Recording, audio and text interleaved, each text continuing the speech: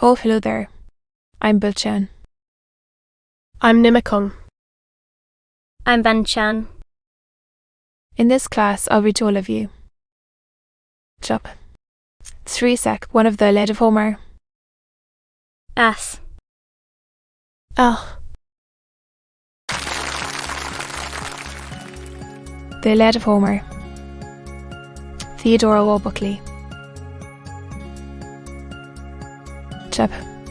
3 sec 1. Argument. The duel of Alois in Paris. The armies being ready to engage for the determination of the war. Iris is sent to call Helen to behold the fight. She leads her to the walls of Troy, where Priam sat with his councillors observing the Grecian leaders on the plain below, to whom Helen gives an account of the chief of them. The kings and either part take the solemn oath for the conditions of the combat. The duel ensues, wherein Paris being overcome, he is snatched away in a cloud by Venus, and transported to his apartment. She then calls Helen from the walls, and brings the lovers together at Aimland, on the part of the Grecians, demands the restoration of Helen, and the performance of the articles. The 23rd day still continues throughout this book. The scene is sometimes in the fields before Troy, and sometimes in Troy itself. Moves into ranks, and stretches o'er the land. With shouts the Trojans, rushing from afar, proclaim their motions, and provoke the war, with piercing frosts, or thick descending rain. To warm seas the cranes and muddy fly, with noise and order, through the midway sky. To pygmy nations winds and death they bring, and all the war descends upon the wing. But silent, breathing rage, by mutual aids to fix a doubtful field. Swift march the Greeks. Darkening arises from the laboured ground. A night of vapors round the mountain heads. Swift gliding mist the dusky fields invade. To thieves more grateful than the midnight shade, while scarce the swains their feeding flocks survey. Lost and confused amidst the thickened day, so wrapped in gathering dust, the Grecian train, a moving cloud, swept on, and hid the plain.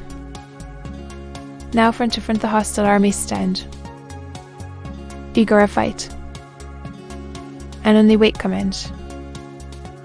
One, to the van, whom Troy sent forth. The Beatus Paris came, in form o' God. Flout bore his armour with an easy pride, his bended bow across his shoulders flung, his sword beside him negligently hung. 2 pointed spears he shook with gallant grace, and dared the bravest of the Grecian race. As thus, with glorious air and proud disdain, he boldly stalked, the foremost on the plain. Him Menelaus, loved of Mars, Espes, with heart elated, and with joyful eyes, so joys a lion, if the branching deer, or mountain goat, his bulky prize. Apeo, eager he seizes and devours the slain, pressed by bold youths and baying dogs in vain. This fond of vengeance, with a furious bound, from his high chariot, and, approaching near, The Beatus champion views with marks of fear, smite with a conscience, retires behind,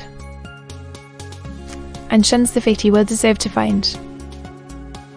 As when some shepherd shot forth to view the scully serpent sees, trembling and pale, and all confused precipitates his flight. So from the king the shining warrior flies, and plunged amid the thickest Trojans lies. As godlike Hector sees the prince retreat, he thus upbraids him with the generous heat. Unhappy Paris, but to women brave, so fairly formed, and only to deceive. Oh, hast thou died when first thou saw'st the light, or died at least before thy nuptial rite? A better fate than vainly this to boast, and fly the scandal of thy Trojan host. Gods, their fears of danger undeceived in thee, thy figure promised with a martial air, but of thy soul supplies a form so fair. In former days, in all thy gallant pride, when thy tall ships triumphant stemmed the tide, when Greece beheld thy painted canvas flow, and crowds stood wondering at the passing show, then was it thus, with such a baffled mien, you met the approaches of the Spartan queen, thus from her realm conveyed the Beatus prize, and both her warlike lords outshined in Helen's eyes. This deed, thy foe's delight, thy own disgrace, thy father's grief, and ruin of thy race. This deed recalls thee to the proffered fight. Or haste thou injured him thou durst not right? Thou keep'st the consort of a braver foe, thy graceful from instillings of desire, thy curling tresses, and thy silver lyre, beauty and youth. In vain to these you trust, when youth and beauty shall be laid in dust. Troy yet may wake, his silence here, with bushes, Paris breaks. 'Tis just, my brother, what your anger speaks, but who like thee can boast a soul sedate, so firmly proof to all the shocks of fate? Thy force, like steel, a temper harness shows, still edged to wound, and still untired with blows, like steel, uplifted by some strenuous swain, with fling wouldst strew the wasted plain. Thy gifts I praise, with which a lover golden Venus arms, soft moving speech, and pleasing outward show. No wish can gain them, but the gods bestow. It, whilst thou have the proffered combat stand, the Greeks and Trojans seat on either hand. Then let a midway space our host divide, and on that stage of war, the cause be tried. By Paris there the Spartan king be fought, for Beatus Helen and the wealth she brought, and who his rival king in arms subdue, his be the fair. To be continued.